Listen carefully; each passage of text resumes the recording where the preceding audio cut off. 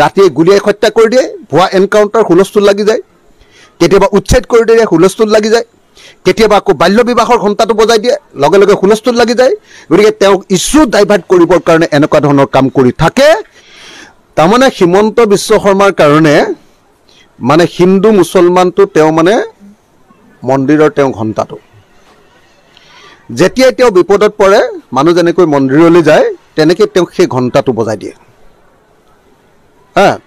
হিন্দু মুছলমানৰ খেল এখন উলিয়াই দিয়ে, বাল্য বিবাহৰ খেল এখন উলিয়াই দিয়ে, আন সকলো বস্তু তল পেলায়। আজিৰ দিনটোত মানুহে একেবাৰে আপোনালোকে দেখিছে যে বিজেপি চৰকাৰখনৰ বিৰুদ্ধে মানুহ উতলি আছে। মই প্ৰত্যেকখন জিলা ঘূৰি আছোঁ, প্ৰত্যেক জিলাৰ মানুহ এতিয়া বিজেপি দলৰ প্ৰতি অসন্তুষ্ট। বিজেপি দলক এতিয়া বিদায় দিবৰ কাৰণে মানুহে সাজু হ'বলৈ আৰম্ভ কৰিছে। সেই পৰিস্থিতিটো বদলাই দিবৰ কাৰণে এতিয়া তেওঁলোকে আকৌ এটা ষ্টাণ্ট আৰম্ভ কৰি দিছে। ষ্টাণ্ট আকৌ এটা হুলস্থুলীয়া পৰিৱেশ আৰম্ভ কৰি দিব কৈছে, আকৌ এখন নাটক আৰম্ভ কৰি দিব কৈছে। এইবাৰ আকৌ বাল্য বিবাহৰ আকৌ নাটকখন আৰম্ভ কৰিছে।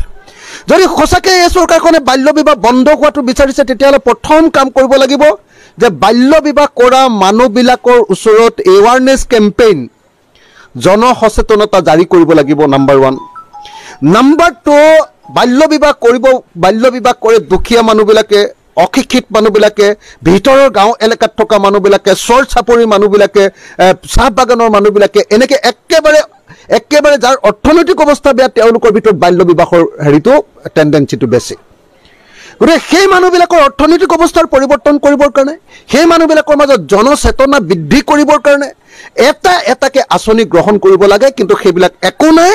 যেতিয়াই তেওঁ বিপদত পৰে, তেওঁ চৰকাৰখনৰ বিৰুদ্ধে মানুহ গৰজি উঠে, তেওঁ চৰকাৰখনৰ বিৰুদ্ধে মানুহৰ এণ্টি ইনকামবেঞ্চি আহে, যেতিয়া চৰকাৰৰ সমালোচনা আৰম্ভ কৰি দিয়ে, মানুহে চাৰিওফালৰ পৰা মানে গালি পাৰিবলৈ আৰম্ভ কৰি দিয়ে, লগে লগে তেওঁ এনেকুৱা ধৰণৰ এটা বিতৰ্কিত কাম কৰি দিয়ে। কেতিয়াবা আপুনি কাম কৰে, কোনোবা এজন অভিযুক্তক ধৰি নি ৰাতিয়ে গুলিয়াই হত্যা কৰি দিয়ে, ভুৱা এনকাউণ্টাৰ হুলস্থুল লাগি যায়, কেতিয়াবা উচ্ছেদ কৰি দিয়ে, হুলস্থুল লাগি যায়, কেতিয়াবা আকৌ বাল্য বিবাহৰ ঘণ্টাটো বজাই দিয়ে, লগে লগে হুলস্থুল লাগি যায়। গতিকে তেওঁক ইছ্যু ডাইভাৰ্ট কৰিবৰ কাৰণে এনেকুৱা ধৰণৰ কাম কৰি থাকে। এই মুখ্যমন্ত্ৰীজনক কাকো শান্তিত থাকিবলৈ দিয়া নাই, অকল মুছলমানক শান্তিত থাকিবলৈ দিয়া নাই এনেকুৱা নহয়। এওঁলোকে কাকো, কোনো এজন বিজনেছমেন কোনো মানুহ শান্তিত থাকিব পৰা নাই, কোনো এজন খেতিয়ক শান্তিত থাকিব পৰা নাই, কোনো এজন মানে বজাৰ কৰিবলৈ যোৱা মানুহ, উপভোক্তা কোনো মানুহ শান্তিত থাকিবলৈ পোৱা নাই বস্তুৰ মূল্য বৃদ্ধিৰ ফলস্বৰূপে। কোনো এজন মানুহক শান্তিৰে সুস্থিৰে কোনো কাম কৰিবলৈ দিয়া নাই, এজন গাড়ী চলোৱা মানুহক ভালকৈ খাবলৈ দিয়া নাই। এই চৰকাৰখনে উপদ্ৰৱৰ কোবত মানুহ থাকিব নোৱাৰা হৈছে। গতিকে মই ভাবোঁ যে চৰকাৰৰ এই বাল্য বিবাহৰ নাটকখনৰ বিৰুদ্ধে আমি মাত মতা দৰকাৰ। চৰকাৰৰ এই নাটক বন্ধ কৰিব লাগে, আৰু প্ৰকৃত অৰ্থত যদি বাল্য বিবাহ বন্ধ কৰিব লাগে তেতিয়াহ'লে ব্যৱস্থা ল'ব লাগে। কি ব্যৱস্থা? Awareness campaign. কি ব্যৱস্থা? মানুহৰ মাজত চেতনা বৃদ্ধি কৰাৰ ব্যৱস্থা। কি ব্যৱস্থা? মানুহৰ অৰ্থনৈতিক অৱস্থা উন্নত কৰাৰ ব্যৱস্থা। নহ'লে কেতিয়াও বাল্য বিবাহ শেষ নহয়।